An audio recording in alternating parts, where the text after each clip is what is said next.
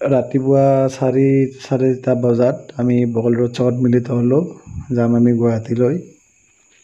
ক'ত যাম দেখুৱাই আছোঁ আগত। এয়া আমি গৈ আছোঁ। এয়া আমি আহি মৰুৱা পালোঁ।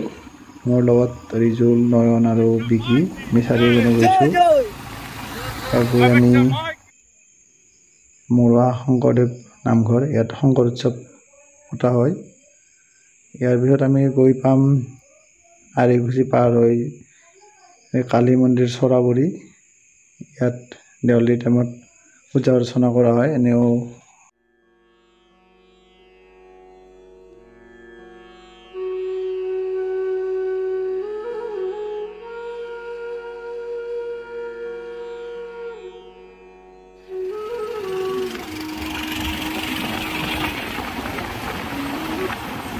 5:45 বজাত আমি আহি পালোঁ মালিগাঁও।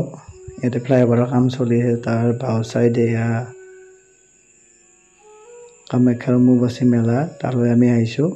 ইয়াত আমি দেখুৱাম। ইয়াত বাইকখন থৈ ল'লোঁ। বাইকখন থৈ লৈ আমি ইয়াতে হেলমেট ইয়াতে ওচৰতে থৈ আমি খোজকাঢ়ি ওপৰলৈ যাত্ৰা কৰিলেও বহুত মানুহৰ সমাগম হৈছে। ইয়াত দেখাবলৈ যত্ন কৰিছোঁ। আগত ভিডিঅ'টোৰ লগত থাকিব। ধন্যবাদ। খোজকাঢ়ি গৈ আছোঁ। এই আমাৰ লগত ইফালে পিছফালৰ ৰাস্তাটো দেখা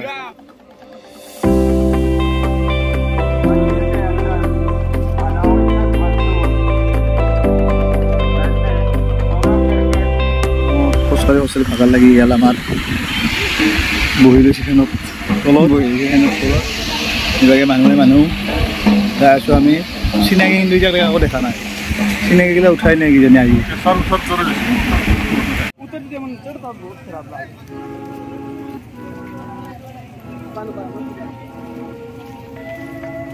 जेब कतरों से सावधान। स्वर्ण वस्तु, आभूषण, मनी पर्स, मोबाइल जैसे कीमती वस्तु। কিলোমিটাৰ খোজকাঢ়ি আমি আহি পালোঁ কামাখ্যা মন্দিৰ। দেখুৱাইছোঁ ভিতৰত প্ৰৱেশ কৰি আছোঁ। ভিডিঅ'টো লগত থাকিব। আহি পালোঁ মেইন গেটখন এখন দেখাই দিছোঁ। গেটখন আহিছোঁ যাই আছোঁ। দুনিয়াৰ মানুহ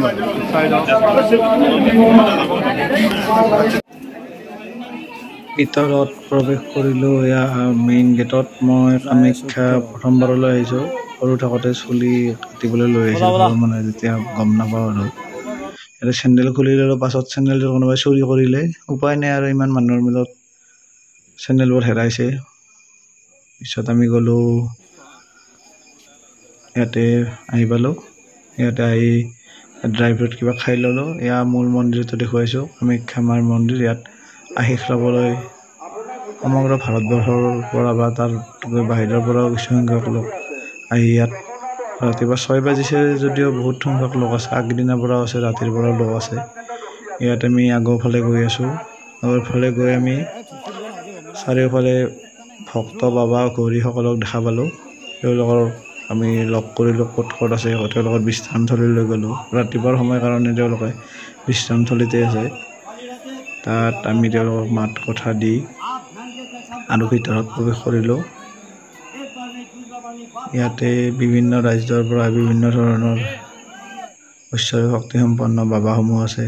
ইয়াতে গ'লোঁ, ইয়াতে চাৰিওফালে দেখা পাব।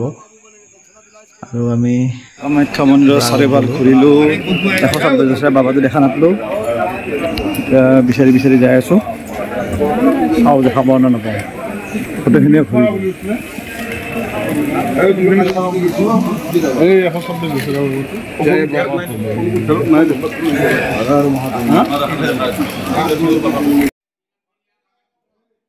এশ 26 বছৰীয়া টিভিত দেখুওৱা বাবাটোৰ সন্ধানত আমি বিশ্ৰাম কক্ষলৈ গ'লোঁ। চাৰিওফালে ঘূৰিলোঁ, ইজনে সিজনক সুধিলোঁ, আমি দেখা নাপালোঁ।